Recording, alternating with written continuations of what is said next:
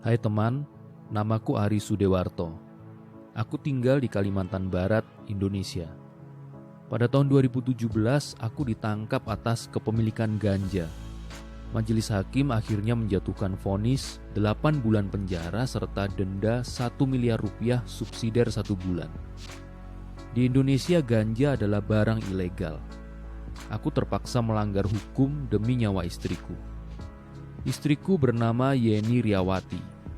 Kisah dramatis ini bermula ketika istriku mulai hamil anak kedua. Ia sering mengeluh kaki kanannya sakit dan tidak bisa digerakkan. Setelah diperiksa ke rumah sakit, dokter hanya mengatakan penyebabnya adalah kehamilannya. Saat bayi kami berusia 5 bulan, penyakit istriku kambuh. Kali ini kedua kakinya sakit dan tidak bisa digerakkan. Setelah pemeriksaan MRI, dokter memastikan penyakitnya adalah syringomyelia. Tumbuhnya kista berisi cairan di dalam sumsum tulang belakang. Satu-satunya cara adalah mengoperasi tulang belakang untuk mengeluarkan cairan di dalamnya. Namun kondisi istriku makin melemah. Bahkan untuk makan saja Yeni sungguh kesusahan. Aku telah mencoba berbagai macam terapi, mulai dari ramuan herbal sampai pergi ke dukun, tapi tidak ada yang memuaskan. Akhirnya istriku nyaris lumpuh total. Hanya tangan kanan yang masih bisa digerakkan. Dia menjadi sulit tidur, tidak nafsu makan, sehingga bobotnya terus merosot dan istriku menjadi sangat kurus. Satu-satunya yang kuinginkan dalam hidupku saat itu adalah kesembuhan istriku. Aku mencari tahu di internet tentang penyakit istriku. Hingga akhirnya aku menemukan kenyataan bahwa penyakit yang telah ditemukan 200 tahun yang lalu itu belum ditemukan obatnya. Dalam pencarianku, aku menemukan sebuah blog milik Christine Evans yang tinggal di Delta, British Columbia, Kanada.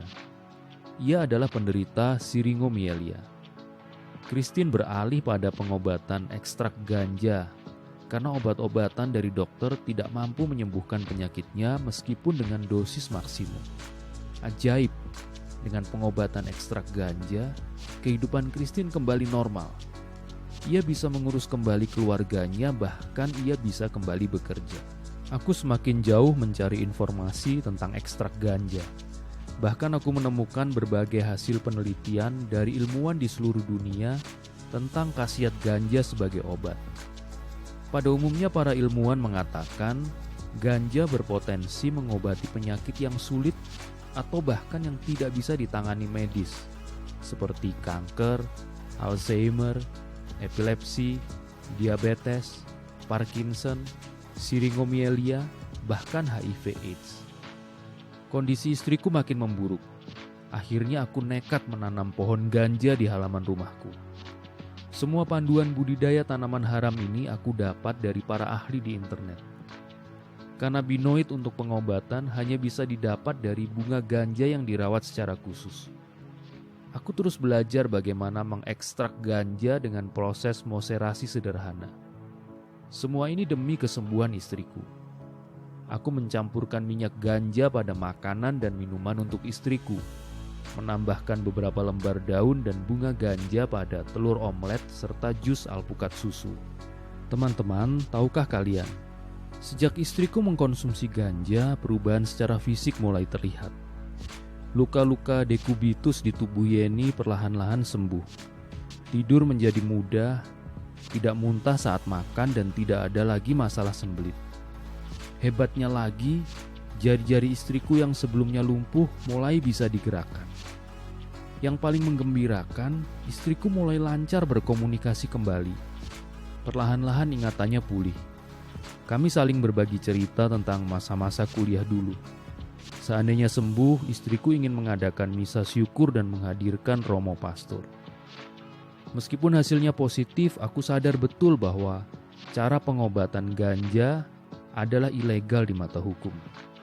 Singkat cerita, setelah BNN, Badan Narkotika Nasional, menginterogasiku, aku ditahan sebagai tersangka atas kepemilikan 39 pohon ganja. Aku mengajukan penangguhan penahanan supaya aku bisa merawat istriku, tapi ditolak.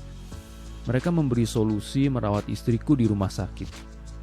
Sejak aku ditahan, maka terputus sudah pengobatan dengan ekstrak ganja. Seperti yang kalian duga, kondisi istriku kembali memburuk. Bahkan sejak hari ketiga penurunan itu sudah mulai terlihat. Luka-luka dekubitus di tubuhnya kembali muncul. Bahkan terdapat luka baru di beberapa bagian tubuh. Kulit kaki istriku mengelupas dan berair. Dadanya sering terasa panas dan sesak nafas. Pencernaannya juga berhenti bekerja sehingga mengakibatkan perutnya membengkak. Sebenarnya sejak istriku dirawat di rumah sakit oleh Badan Narkotika Nasional, aku sudah memberikan petunjuk cara perawatan siringomyelia yang sempat aku print. Tapi pihak rumah sakit mengembalikannya karena mereka mempunyai standar prosedur sendiri dalam menangani pasien. 2 kali keluargaku mengajukan penangguhan penahanan karena hanya aku yang merawat istriku. Tapi BNN menolak dengan alasan tegas, mereka tidak mengurusi orang sakit. Aku hanya bisa pasrah. Kondisi kesehatan istriku semakin parah dan akhirnya 32 hari setelah aku ditahan, istriku meninggal dunia. Aku tidak ada di sampingnya saat dia menghembuskan nafas terakhirnya. Istriku tidak akan pernah tahu mengapa aku yang selama ini setia dalam bahagia dan kesedihan justru tidak ada saat ajal menjemput. Tentu saja keluarganya tidak ada yang bercerita kalau selama ini aku di penjara. Kasus kepemilikan ganja untuk pengobatan istriku sudah ramai menjadi sorotan media massa. Pada umumnya warganet menyayangkan keputusan hakim yang seolah tidak mempertimbangkan alasanku sampai nekat menanam pohon ganja. Dalam sidang pengadilan aku sampaikan bahwa aku adalah pasien dan bukan seorang kriminal. Dalam nota pembelaan di ruang sidang, aku juga menyampaikan, cukup dengan ekstrak ganja, papa bisa melihat senyuman di wajah mama lagi. Saat itu para pengunjung sidang tak kuasa menahan tangis. Mungkin mereka mengerti kebebasanku untuk merawat istri dan anak-anakku akan hilang. Dan yang lebih tragis adalah aku kehilangan istri tercintaku.